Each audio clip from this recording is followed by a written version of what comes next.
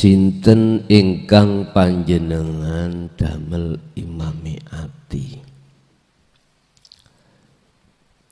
Kalau kita tarik dari sisi hakikat, terserah nafsu apa Allah. Nafsu apa Allah? Niku terserah kita, dan di situ tidak ada paksaan. Dan semua pasti akan membawa dampak dan konsekuensi baik di dunia, lebih-lebih di akhirat. Kalau secara syariah, imam ini ada dua, Pak. Ada imam yang mengajak hati kita untuk menjadi budaknya Allah. Ada imam yang mengajak hati kita menjadi budaknya dunia. Ini pun terserah jenengan milih yang mana. Dan tidak ada hak, tidak ada paksaan untuk orang mehai. Ikut golongan kanan, opotah golongan kiri. Cara Al-Quran iku Allah dawuh la ikraha fiddin. Tidak ada paksaan. Monggo kerso. Cuman kami pada malam hari ini akan mengkaji apa yang disampaikan oleh Mbah Ibrahim, Mbah Nuh, Mbah Imron, Mbah Nabi Muhammad.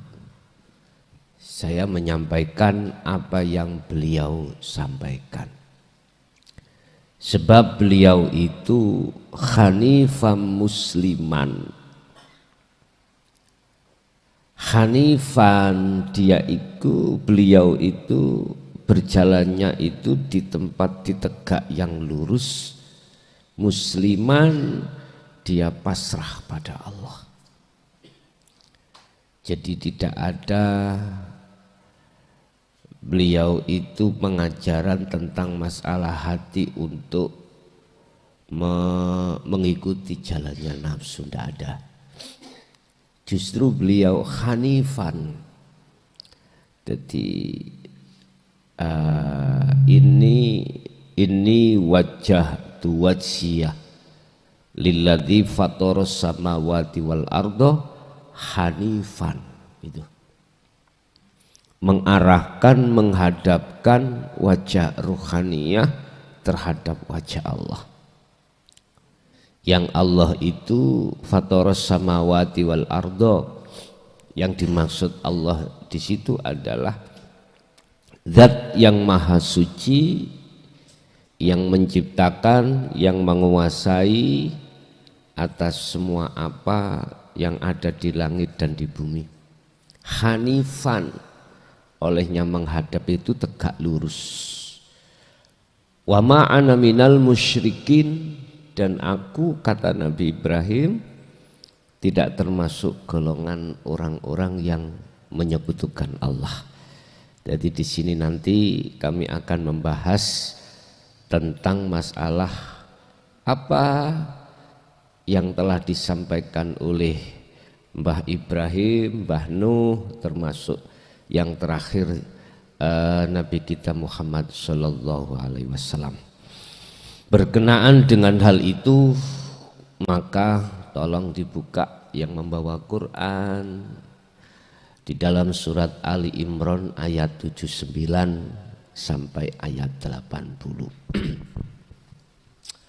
Makana libasarin ayyutiyahullahul kitaba wal hukma wan nubuwata. Tidak ada bagi beliau-beliau itu, libasyarin itu manusia maksudnya nggih, termasuk beliau Kanjeng Nabi Muhammad atau para utusan Allah.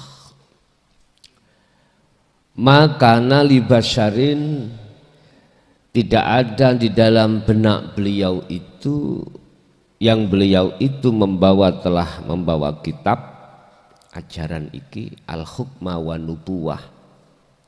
Summa yakula linnasi kunu ibadalli. Beliau tidak pernah menyuruh untuk menyembah beliau. Jadi beliau sampaikan itu enggak pernah beliau menyuruh atau berkata untuk menyembah beliau, untuk memuja beliau. Mengapa demikian? Karena ruhaniyah beliau itu sudah lepas dari gila hormat. Sudah enggak ada gila hormat. Orang gila hormat itu berbagai macam sumber, Pak. Sebab orang yang ingin dipuja terhadap orang lain itu berbagai macam sebab. Ada kalanya disebabkan karena jabatan. Jabatan, aku punya jabatan. Orang lain harus hormat. Karena kekayaan. Bahkan yang paling berbahaya dan paling sering terjadi di tengah masyarakat karena ilmu. Karena ilmu akhirnya kita merasa orang yang alim. Kalau sudah kita merasa menjadi orang yang alim, otomatis Pak menganggap kita itu lebih segalanya daripada orang lain. Loh, bentuk kita itu menyuruh orang lain untuk memuji, menyembah kita adalah kita gila hormat. Nah ini bentuk. Dan Nabi Ibrahim dan termasuk Nabi kita terakhir Muhammad itu enggak pernah. Summa yakulah linnasi kunu ibad li nyembah sira menyang aku iki pujen rek wong aku kiai kok wong aku iki al alim al alama, tapi enggak ngomong gitu. Hatiku ngomong mengharapkan atas pujaan jenengan iki termasuk sudah, walaupun tidak saya ucapkan, tapi dalam hatiku itu senang dengan pujaan orang lain, berarti kita telah menyuruh orang lain untuk memuji. Dan ini tidak pernah di dalam kepribadian baginda Rasul. Enggak pernah. Dan juga tidak pernah terjadi pada nenek moyang beliau, termasuk Nabi Ibrahim. Enggak pernah. Lah beliau ini sudah tidak ada. Secara syariat sudah tidak ada alias sudah wafat. Sinten yang meneruskan? Walladzina amanu wallahu waliyul mu'minin. Ini diteruskan oleh orang-orang yang hatinya, imannya sama, garis lurus terhadap beliau-beliau. Otomatis Pak, orang kalau tidak merasa alim itu berarti sudah kefanaan orangnya. Orang yang tidak merasa alim, tidak merasa dirinya kaya, tidak merasa dirinya punya jabatan adalah orang-orang yang sudah kefanaan dirinya. Saya ulang, orang yang sudah kefanaan dirinya adalah orang-orang yang gak mungkin teringgap penyakit hati, yaitu gila kehormatan. Itu penyakit hati. Fi qulubihim maradum fazadahumullahu. Penyakit itu sudah tidak ada. Berarti orang yang sudah kefanaan dirinya itu berarti orang yang sudah liqa terhadap Allah. Saya dipahami ya? Coba kita kembali kepada ayat yang Allah katakan, sing sapa wonge pingin ketemu aku. Barang siapa yang ingin bertemu Tuhannya, ada dua syarat Pak, ada dua syarat. Pertama, fal ya'mal amalan sholihan. Harus terus menerus dia mengasah satu dzikir, yang dzikir itu fungsinya adalah yakfur bitaghuti wa yu'min billah. Dzikir yang meniadakan iman selain Allah. Ini apa Pak? Larutan ini kalau saya minum terasa seger Pak ya. Ngoten nggih. Pun ati sampean. Dereng. Nggih, mengke pagi-pagi nggih. Seger. Mana zikir yang meniadakan iman terhadap larutan? Mana? Sehingga larutan itu terkesan seakan-akan bisa mendatangkan rasa seger, menghilangkan rasa dahaga. Mana zikir yang mengarah di situ? Sebab akal ngomong, kalau saya tidak minum larutan tidak terasa seger. Gimana? Ngaji ini nyantai Pak, nyantai mawon. Ya gak sepaneng-paneng, cek gampang melebet teman. Allah katakan, Allahu khalaqakum wa ma ta'malun. Larutan ini yang menciptakan Allah. Wa ma ta'malun, apa yang muncul dalam larutan, rasa seger, menghilangkan dahaga. Wa ma ta'malun, apa yang datang dari itu sebetulnya datangnya dari Allah. La haula wala quwata illa. Jelas nggih? Oke. Mana zikir yang mengarahkan hati sampean supaya tidak beriman, rasa seger, menghilangkan rasa dahaga itu dari larutan? Mana? Jenengan kalau sudah mengenal zikir Sirul Asr pasti jawabannya ada di situ. Enggak boleh kita itu beriman bahwasanya selain Allah bisa mendatangkan manfaat, enggak boleh. Walaupun secara akal memang kalau saya tidak minum larutan enggak mungkin hilang dahagaku, enggak mungkin datangnya rasa segar. Akal Pak nggih. Tapi hati iman bicara apa? Tanpa Allah di sini. Innahu bikulli syai'in muhit.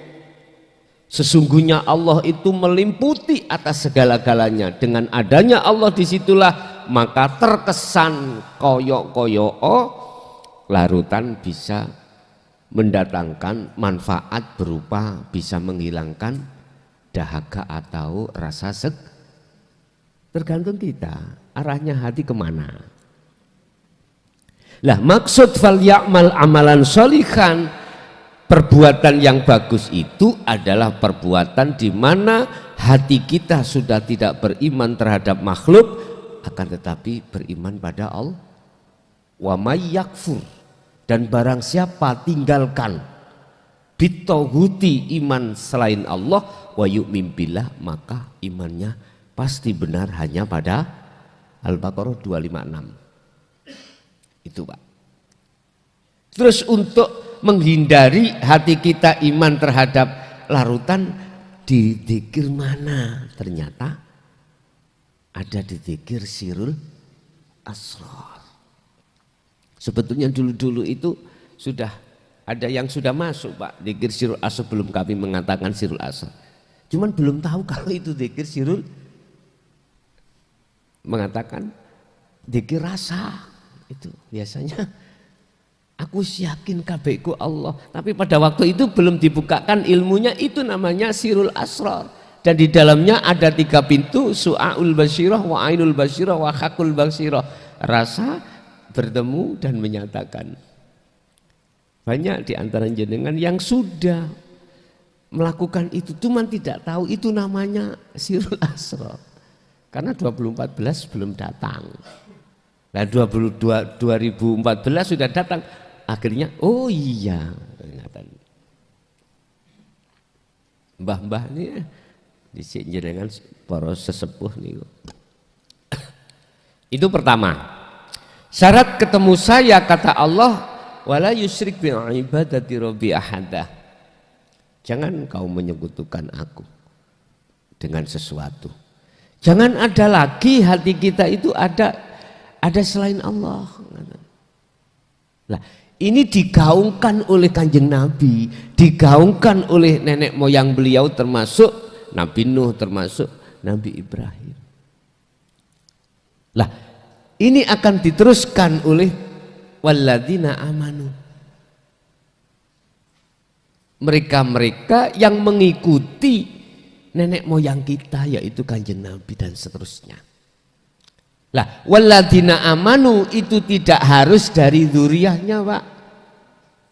Secara syariat garis keturunan tidak harus.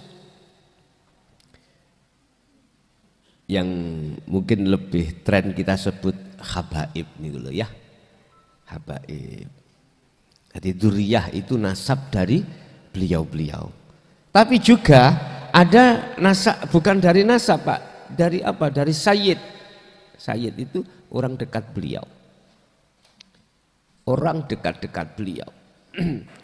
Siapa? Inna aulan nas.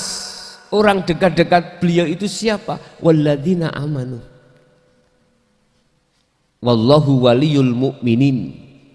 Merekalah jenengan-jenengan ini yang hatinya sudah tidak lagi beriman selain daripada Allah. Yang Allah itu adalah zat yang maha suci, yang menguasai dan yang menggerakkan segala alam, baik alam jasmani maupun alam roha, baik alam dunia ataupun alam akhirat.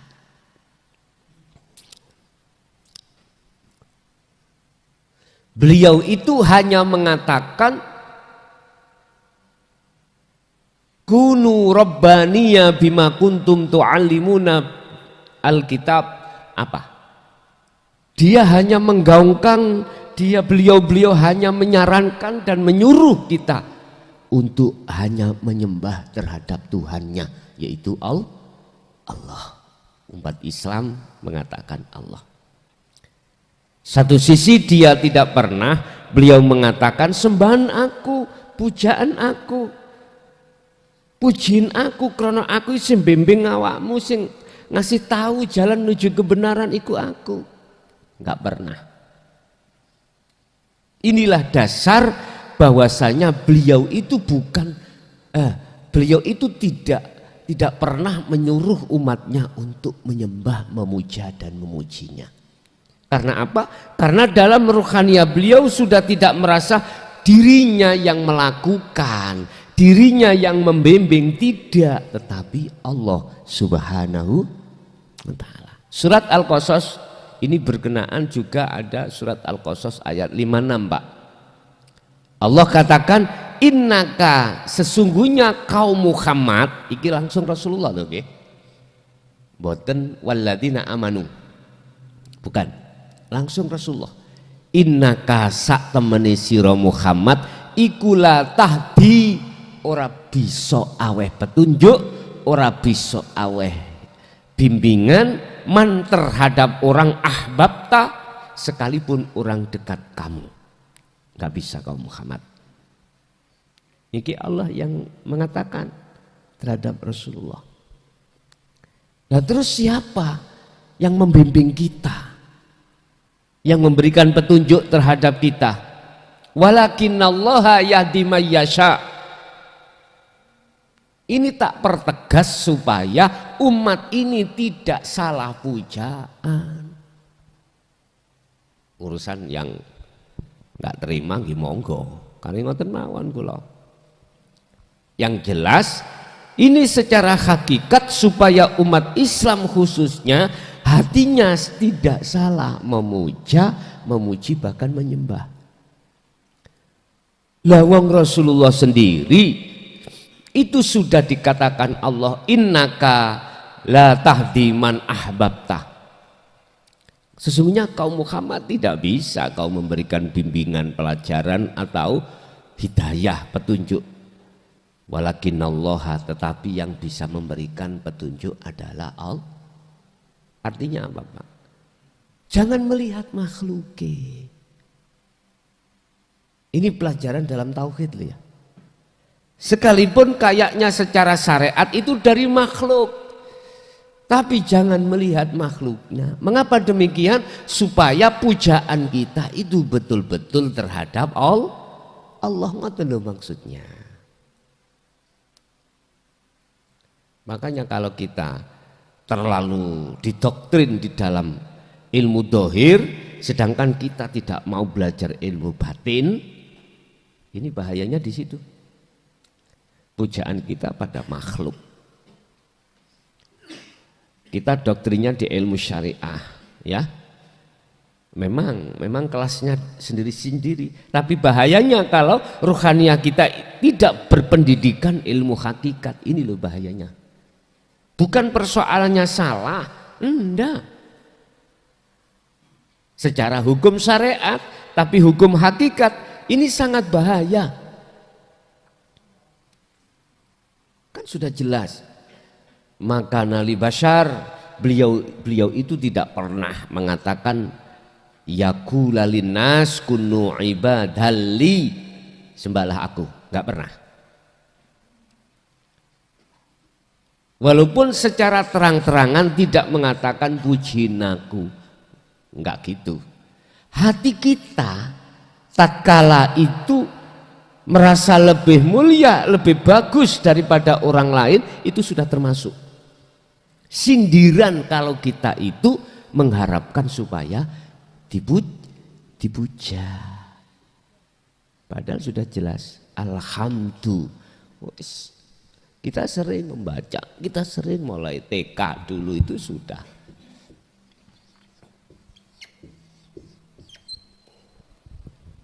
Puja pujimu itu nang sopo. Kan sudah jelas lagi. Kita sering membaca, tapi rohaniah kita salah jalan kebanyakan gitu.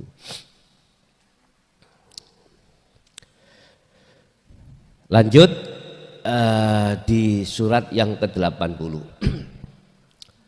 wala ya'murakum, beliau itu tidak pernah merintahkan terhadap kita ayat takhidul malaikata wan nabiyina arbaban. Lagi yang sering terjadi, Pak,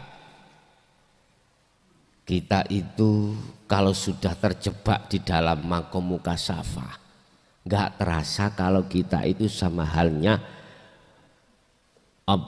menuhankan malaikat, menuhankan para nabi, para rasul.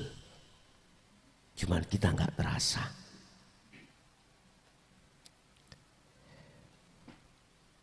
Wala ya'muru, beliau itu tidak pernah merintahkan kita untuk menyembah terhadap para malaikat dan juga terhadap para nabi dan rasul, enggak pernah. Justru mereka itu, beliau itu menyarankan ani'budullaha wajtanibut taghut, arahkan hatimu pada Allah, wajtanibut taghut, palingkan hatimu terhadap selain. Berarti gini, Pak, kita punya guru akhirat, katakanlah mursyid. Kita jangan melihat makhluknya.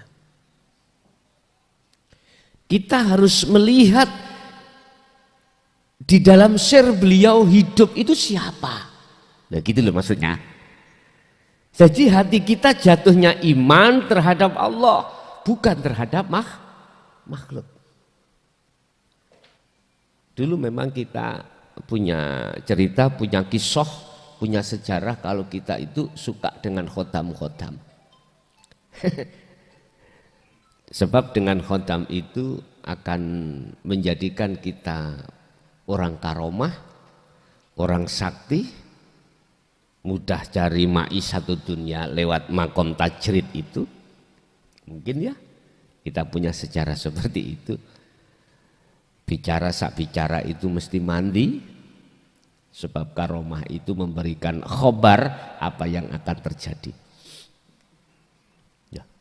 Itu bentuk kalau kita itu Pak sebetulnya itu menuhankan selain Allah makhluk itu.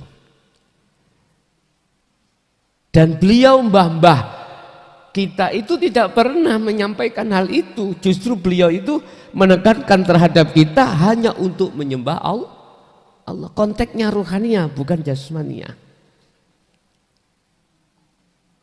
Ini mohon maaf.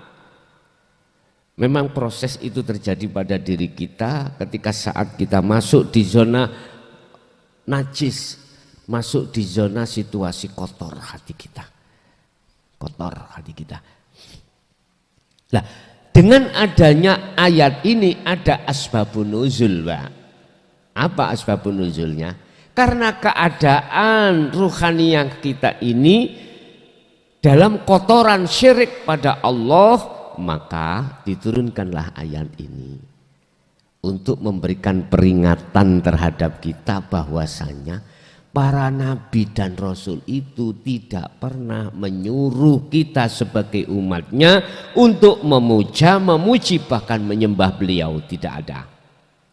Yang kedua, beliau pun tidak pernah memerintahkan terhadap kita untuk menyembah terhadap para malaikat atau para nabi dan rasul. Mohon maaf, tadi saya katakan siapakah mereka itu? Mereka yang menyuruh atau merintahkan terhadap kita hanya menyembah pada Allah, berarti orang itu sudah sampai pada Allah.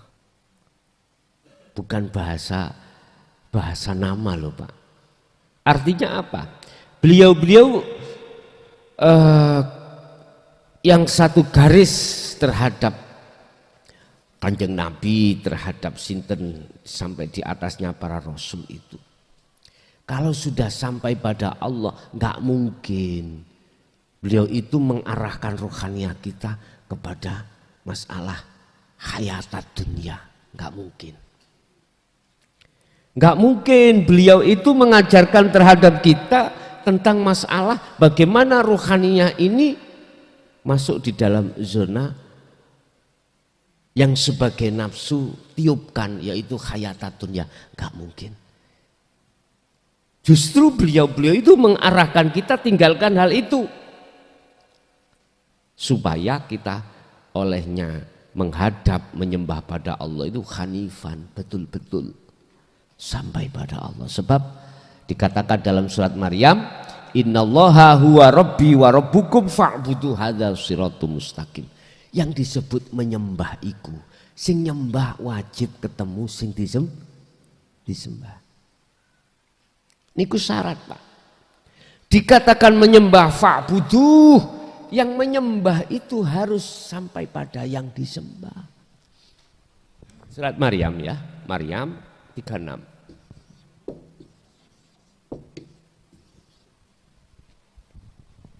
Itu tak gedekno Pak ya, cek ketinggal jenengan. Fa'budu madepo sirahu ing kosong. Paham maksud ini ku jenengan? Artinya gini Pak. Kita dikatakan di mata Allah sudah sampai pada Allah, manakala di dalam diri jenengan hati sampean sudah tidak ada selain Allah, termasuk diri kita, makhluk udah nggak ada. Itulah namanya ahad itu di situ Pak. Kalau sudah di situ, hadza siratum mustaqim. Inilah jalan yang lurus itu. Dan jalan inilah yang telah dilakukan oleh para utusan Allah itu. Dia termasuk Kanjeng Nabi. Udah, kita pilih yang mana? Kita mengikuti Kanjeng Nabi, yang Kanjeng Nabi itu mengarahkan untuk menyembah Allah, ataukah kita mengikuti jalannya nafsu? Apa jalannya nafsu Bapak Ibu? Dibuka di dalam surat Al-Baqarah ayat 169.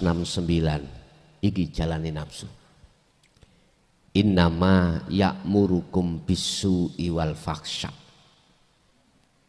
Sesungguhnya nafsu iku menyuruh jenengan iki untuk melalaikan Allah.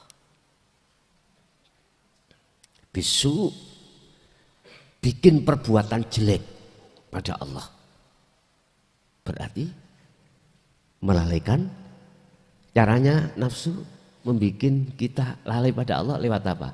Kesenangan dunia.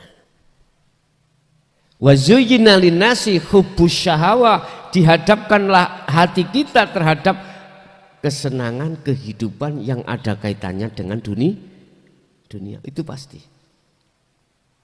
Kalau ini sebatas jasmani, Pak, enggak apa-apa. Kalau menurut saya sih wajib. Jenengan kaya itu wajib. Jenengan punya pangkat wajib menurut saya. Manakala hanya secara jasmani. Tapi ruhania kita harus mengikuti apa yang telah diajarkan oleh Mbah Ibrahim. Apa? Inni wajjahtu wajhiya.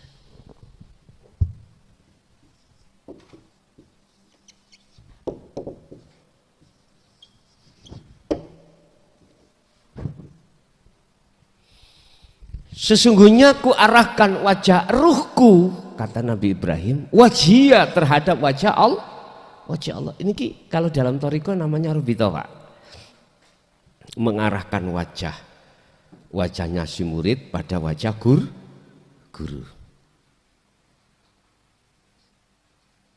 Cuman tidak dibahaskan guru siapa. Nah ini deh. Bahkan dijelaskan guru makhluk. Lah iki bahayanya di situ. Nggih mohon maaf, kula nggih termasuk korban. Korban tahun 76 niku. Memang nggih. Robitoh kita sebelum suluk itu wajib si murid iku berrobitoh terhadap wajah guru. Lah kalau ini secara jasmani saja, yo sah-sah saja. Cuman rohaniah gak dijelaskan, mestinya wajah ruh itu terhadap wajah Allah. Di mana Allahnya? Idza sa'alaka ibadi anni fa inni qaribun.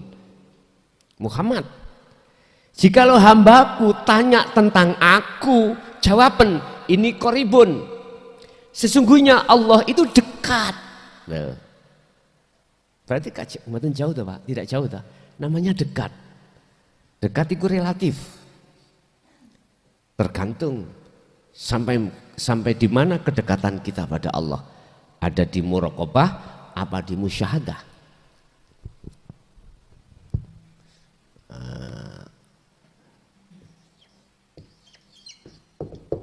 Muraqabah atau di musyahadah. Terserah. Cuman kata Rasul, imanmu pada Tuhanmu, imanmu pada Allah akan benar manakala sudah sampai di ihsan. Tahapannya kan gini, Pak.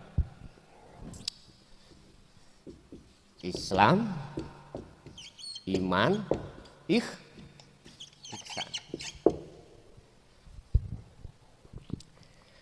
Imanmu akan benar hanya pada Allah tatkala imanmu sudah di ihsan. Ihsan itu apa? Benar. Kalau iman sudah benar kata Rasul, gambarannya ngeten. Niku mungkin sampean kita evaluasi. Anta budallaha ka'annaka taroh. Ketika kau beraktivitas. Anta Buddha itu sing dimaksud ketika kau menyembah. Bahasa saya secara umum aktivitas apapun. Itu jadi jalan thariqah untuk menyembah. Bisa sholat, bisa zakat, bisa puasa, bisa haji. Aktivitas semua, Pak. Anta budallaha ka'annaka taroh, seakan-akan kau itu bisa melihat Allah. Begitu. Seakan-akan kau bisa melihat Allah. Gambarannya seakan-akan kau bisa melihat Allah itu gimana? Ngeten. Jenengan iki lo yakin bahwasanya semua apa yang terjadi di situ, baik yang muncul dalam dirinya maupun orang lain, makhluk lain, hati sampean niku yakin kalau itu yang berperan hanyalah Allah sebagai subjek atau sebagai isim fa'il. Anna apa yusyahiduna annal fa'ila huwallahu ta'ala, hanya Allah. Iki gambarannya ihsan di situ. Jikalau kau tidak bisa seperti itu, maka fa'ilam taro, apabila kau tidak bisa melihat Allah, maka seakan-akan kau selalu dilihat Allah. Artinya kita di dalam hati ada rasa, ada iman, selalu dipantau Allah. Makanya dikatakan ini koribun, katakan Muhammad, aku ikut dekat. Mana? Ya ini loh Pak. Bapak ini paham ya?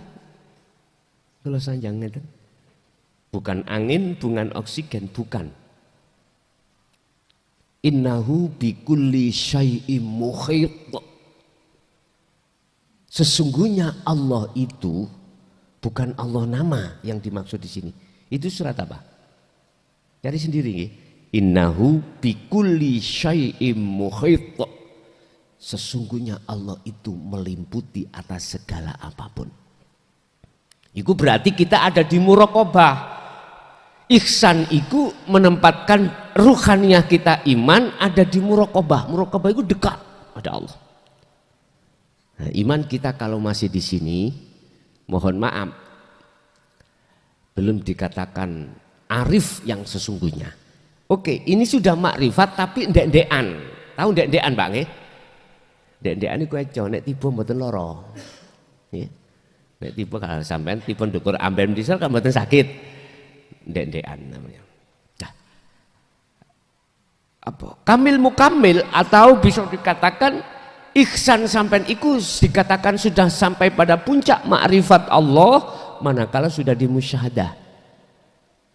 Sudah enggak ada dua. Enggak ada. La ibsorun wa mubsorun wa basarun. Saya katakan arif, saya katakan makrifat pada Allah itu tatkala di dalam dirimu itu sudah tidak ada siapa-siapa termasuk diri kita. Tetapi di situ la maujudan ilallah. Yang ada hanyalah aku Allah. Innani anallah la ilaha illa ana.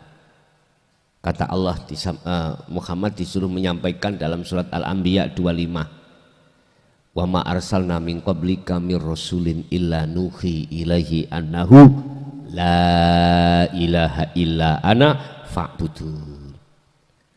Tidak ada Tuhan yang wajib disembah kecuali aku. Fa'budun, oleh karenanya sembahlah aku. Berarti bahasa syariat ini yang berkata Allah. Sebab makhluknya sudah tidak ada. Yang berkata Allah. Secara hakikat. Ya ingsun Allah itu. Nggak apa-apa Pak, agak ngeliang Dedek, nggak masalah. Agak ngeliang. Terserah kita milih jalan Allah ataukah milih jalannya hawa nafsu. Ingat, innama ya'murokum, nafsu itu mengarahkan kita di jalannya bisu, lalai terhadap Allah. Berarti nggak mengenal dzikir. Kita nggak iling kalau semua itu dari Allah. Kita hanya ingat kalau semua itu datangnya dari diri kita. Iki jalan nafsu. Kalau hati kita ingat sadar bahwasanya semua itu datangnya dari Allah, la haula wala quwata illa billah, berarti tanda kita berjalan di atas jalan Allah. Di atas jalan Allah. Allahu waliyul ladina amanu yukhrijuhum minadz-dzulumati ilan nur. Sing sapa wonge mengikuti jalan Allah, berarti mengikuti apa yang telah dilakukan oleh para nabi dan rasul. Yukhrijuhum minadz-dzulumati ilan nur. Allah menghapus semua kegelapan dan mendatangkan terang benerang. Tapi sebaliknya kalau kita mengikuti jalannya nafsu tadi, walladzina kafaru awliya'uhumut taghut yukhrijunahum minan nuri ila dzulumat. Kebalikan. Kita akan masuk di dalam zona yang gelap. Sekarang di dunia bisa dilihat. Tatkala hati kita mengikuti apa yang telah disampaikan oleh nafsu. Tadi nafsu, cara untuk kita itu mengikuti dia dan lalai pada Allah hanya dengan cara satu, didatangkan hayatat dunia, kesenangan, urusan-urusan yang ada kaitannya dengan kenikmatan dunia. Sebab dalam ayat lain Allah katakan alhaakumut takasur, dengan megahnya hati terhadap duniawiya kita itu menjadikan kita itu lalai pada Allah. Ini jelas. Ini cara nafsu membuat kita lalai pada Allah. Supaya kita mengikuti jalannya nafsu. Pertanyaan saya, kita itu sudah tua, Pak. Wis ambu lemah. Sisa umur kita tinggal berapa kita tidak tahu. Kita juga tidak mungkin bisa mencapai target umur 80-90, gak mungkin. Kita yang masih umur 30 gak mungkin jadi 40. Siapa yang bisa menjamin? Nah, mumpung sisa waktu kita masih ada, dari waktu ini kita telah dibukakan hati kita terhadap Allah terkait jalan yang pernah dilakukan oleh para nabi dan rasul dan sekarang diteruskan tabi'inan sholihin. Monggo nek kerso, monggo silakan. Tadi sudah saya katakan ada dua jalan, konsekuensinya masing-masing. Kita mengikuti Allah apa mengikuti jalan nafsu? Saya tidak ada unsur pemaksaan, Pak. Tidak. Walaupun mohon maaf yang saya kaji ini terkait masalah hukum hakikat ruhaniyah ini di depan panjenengan, bukan berarti ini tidak pada mereka yang menolak. Tidak. Terhadap siapapun. Karena ini sifatnya tidak rahasia. Sifatnya kita itu umum. Karena masuk dalam medsos. Didengarkan, bisa dilihat oleh siapapun, baik yang setuju dengan pengajaran ini atau yang menolak. Bagi kita sebagai mubasyirun, kabar gembira. Bagi kita akan menjadi nadhirun, peringatan yang menolak. Peringatan. Tapi seuntung, Pak, kita diingatkan Allah, peringatan itu sebetulnya itu bentuk sayang Allah pada kita. Sebagai nadhir peringatan itu. Mengapa kita diperingatkan? Mesti asal usulnya karena ada pelanggaran. Kalau nggak ada pelanggaran nggak mungkin ada peringatan. Sama dengan di rumah kita nggak akan terjadi nyaponi omah, membersihkan rumah kalau tidak kotor. Olehnya kita menyapu rumah karena rumah kita kok kotor. Bapak Ibu hadirin jamaah rahimakumullah. Kesimpulan, jalan menuju pada Allah itu telah dilakukan oleh para nabi dan rasul dan guru-guru kita. Itu pertama, gak mungkin beliau itu mengarahkan rohaniyah kita menyembah makhluk, termasuk dirinya, termasuk terhadap malaikat dan lainnya. Kalau sekarang Nabi wis gak ono, ya mungkin guru-guru kita gak mungkin menyuruh terhadap kita untuk memuja pada beliau, gak mungkin. Secara lesan tidak diucapkan, tapi secara hati manakala mengharapkan pujaan, itu berarti secara tidak langsung menyuruh kita untuk memuja. Bahaya ini bahaya. Lah orang yang sudah dibebaskan hatinya tidak gila dengan hormat kalau orang itu sudah kefanaan orangnya. Kalau orang alim sudah kefanaan alimnya. Kalau orang kaya sudah kefanaan kekayaannya. Kalau orang yang punya jabatan telah kefanaan jabatannya. Inilah yang kumaksud, kosongkanlah dalam hatimu selain Allah. Kalau itu sudah kau lakukan, maka fa'budu, nyembahmu benar sudah. Sodakta.